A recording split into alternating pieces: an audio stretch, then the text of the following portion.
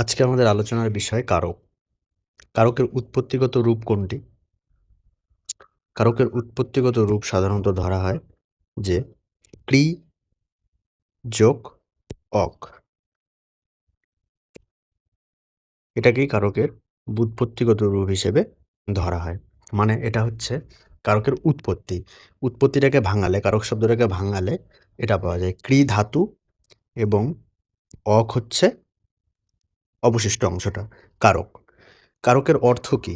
কারকের অর্থ হচ্ছে যিনি করেন বা যিনি নির্মাণ করেন বা যিনি সৃষ্টি করেন, এই সমস্ত অর্থই কারকের অর্থ হিসেবে বিবেচনা করা হয়। কিন্তু যদি আমাদের বলা হয় যে কারক কাকে বলে? কারক কাকে বলে? কারক হচ্ছে বাক্যের অন্যান্য পদের সঙ্গে ক্রিয়ার সম্পর্ক, এটাই কারক। বাক্যের অন্যান্য পদের সঙ্গে ক্রিয়ার সম্পর্ক বলতে কি? যেমন আমি যদি বলি যে রাম রাম মাঠে ফুটবল না ফুটবল না রাম মাঠে খেলে। রাম মাঠে খেলে। আচ্ছা, এখানে দুটো নামপদ আছে, একটা রাম একটা মাঠ। আর খেলাটা হচ্ছে ক্রিয়া। ক্রিয়া মানে যদি কোনো কাজ করা বোঝায় সেটাকেই ক্রিয়া বলে। তো আমি যদি প্রশ্ন করি এই বাক্যটিকে যে কে খেলে? কে খেলে? রাম খেলে। তো এই কে দিয়ে প্রশ্ন করার ফলে রামের সাথে খেলার একটা সম্পর্ক তৈরি হলো। আবার একইভাবে মাঠকে যদি প্রশ্ন করি তাহলে কোথায় খেলে? মাঠে খেলে। তো এই মাঠের সাথে খেলার একটা সম্পর্ক তৈরি হলো। এটাকেই বলছে যে এই নামপদগুলোর সঙ্গে এন দিয়ে নামপদ বললাম, নামপদগুলোর সঙ্গে ক্রিয়াপদ অর্থাৎ ভার্ব বা ক্রিয়াপদ যে সম্পর্ক সেটাকেই কারক বলা হয়। সেটাই কারক। এবার আসি বিভক্তি। বিভক্তি কি? সাধারণত বাংলায় ৫টি বিভক্তি বলা হয়। সেটা হচ্ছে এ, কে, রে, তে, র। এই শব্দগুলো যদি কোনো কিছুর সাথে যুক্ত থাকে কোনো শব্দের সঙ্গে, তাহলে সেটা এই সমস্ত বিভক্তি হয়। এছাড়াও আরেকটি বিভক্তি আছে, সেটা হচ্ছে শূন্য বিভক্তি। সাধারণত যদি শূন্য অর্থে কথাটা যদি শেষে থাকে, যেমন আমি বললাম যে রামের রামের শেষে র আছে, কিন্তু যদি শুধু বলি রাম, তাহলে বিভক্তি কিচ্ছু নেই, এ নেই, কে নেই, তে নেই, র নেই, কিচ্ছু নেই, তাহলে এটা শূন্য বিভক্তি। এটা হবে শূন্য বিভক্তি। বেশ, এবার আসি কারকের প্রকারভেদ। কারক সাধারণত কত ধরনের হয় সেটা আমরা এবার দেখব। কারকের প্রকারভেদ। কর্তৃকারক কেমন হয়? প্রথমে আসি কর্তৃকারক নিয়ে। কর্তৃকারক কেমন হয়? কে দিয়ে যদি প্রশ্ন করা হয় কোনো বাক্যকে, তাহলে সেটা কর্তৃকারক। আমরা একটু পরে প্র্যাকটিস করব, তখন দেখব যে কিভাবে প্রশ্ন করতে হয় আর কিভাবে কারকগুলো আসে। তো কোনো বাক্যকে যদি কে দিয়ে প্রশ্ন করি, যার নিচে দাগ থাকবে কারক করতে গিয়ে, তখন সেটা হয় কর্তৃকারক। আমি সাধারণত একটা উদাহরণ দিই যে রাম ভাত খায়। কে ভাত খায়? রাম। কর্তৃকারক। কর্মকারক কি বা কাকে দিয়ে প্রশ্ন করলে? এখানে আবার যদি আমি ভাতকে প্রশ্ন করি যে রাম কি খায়? তো কর্মকারক, রাম ভাত খায়। করণকারক। করণকারক হচ্ছে কোনো কিছু দ্বারা দিয়ে যদি প্রশ্ন করে, যেমন রাম হাত দিয়ে ভাত খায়, তো হাতটা করণকারক। হাত দিয়ে খাচ্ছে, তো হাত করণকারক। একই সাথে নিমিত্ত। নিমিত্ত কোনো কিছুর জন্য বা উদ্দেশ্য বোঝায়। যেমন আমি ভাইয়ের জন্যে জামা কিনলাম। তো কার জন্য জামা কিনলাম? ভাইয়ের জন্য। তো এখানে হচ্ছে জন্য আছে, তো এটা নিমিত্ত। কারোর জন্যে, কারো উদ্দেশ্যে যদি আমরা কোনো কিছু করি, যেমন দেশের জন্য প্রাণ ত্যাগ করলো, তো দেশের উদ্দেশ্যে কিছু করলাম, তো সেটা নিমিত্ত কারক। এবার আমি আসি অপাদান কারকে। অপাদান কারক সাধারণত কোনো কিছু থেকে পড়ে যাওয়া মানে ত্যাগ হওয়া, যেমন গাছ থেকে পাতা পড়লো, কোনো কিছু থেকে বিয়োগ হয়ে যাওয়া। অপাদান অপাদান মানেই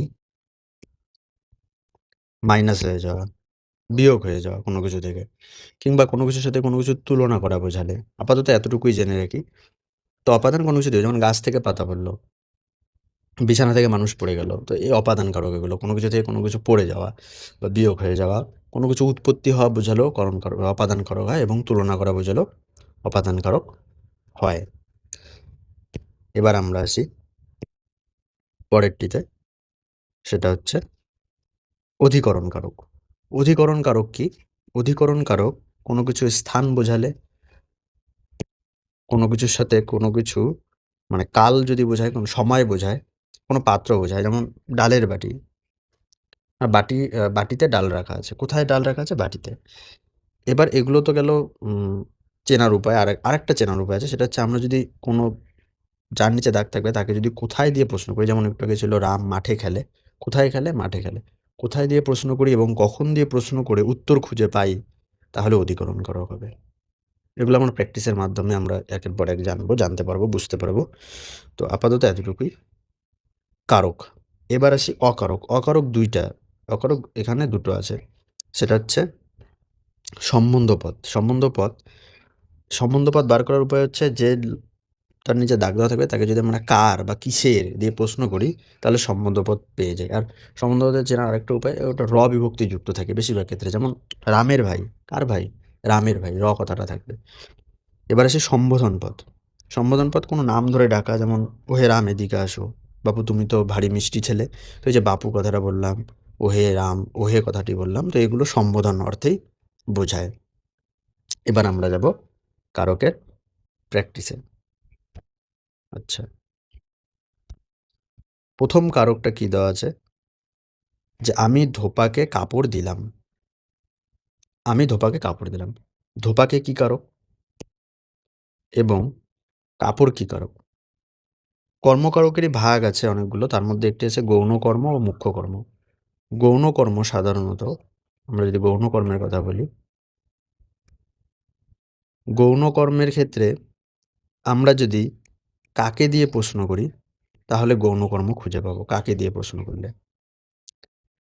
আর একইভাবে যদি আমরা মুখ্য কর্মের কথা বলি, তাহলে মুখ্য কর্মের ক্ষেত্রে কি দিয়ে প্রশ্ন করলে পাই উত্তর, তাহলে সেটা মুখ্য। তাহলে গৌণ এবং মুখ্য বোঝা গেল। গৌণ এবং মুখ্যটা কি? তাহলে গৌণ, এখানে আমি ধোপাকে কাপড় দিলাম। কাকে কাপড় দিলাম? ধোপাকে, তাহলে গৌণ কর্ম। এবং কে আছে, বিভক্তি শিখিয়ে এলাম যে একটু আগে, যে এ, তে, কে, র, তো কে আছে, তাহলে কে বিভক্তি। একইভাবে আমি ধোপাকে কি দিলাম? কাপড় দিলাম।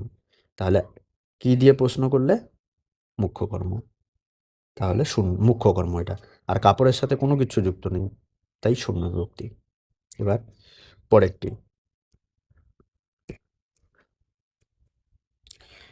কি বলছে, যে বাঘের ডাক শোনা যাচ্ছে। বাঘের, কার ডাক শোনা যাচ্ছে? বললাম যে সম্বন্ধপদ চেনার উপায়, যে যদি প্রশ্নটা এমন হয় যে কার বা কিসের, তাহলে সম্বন্ধপদ হয়। এবং সম্বন্ধপদ চেনার আরেকটি উপায়, সেখানে হচ্ছে র বিভক্তিটি থাকে, এই যেখানে র আছে। তাহলে কার ডাক শোনা যাচ্ছে? বাঘের ডাক শোনা যাচ্ছে। সম্বন্ধপদে র বিভক্তি। পরেরটি আসি, আমি বাসের পিছন দিকটায় বসেছিলাম।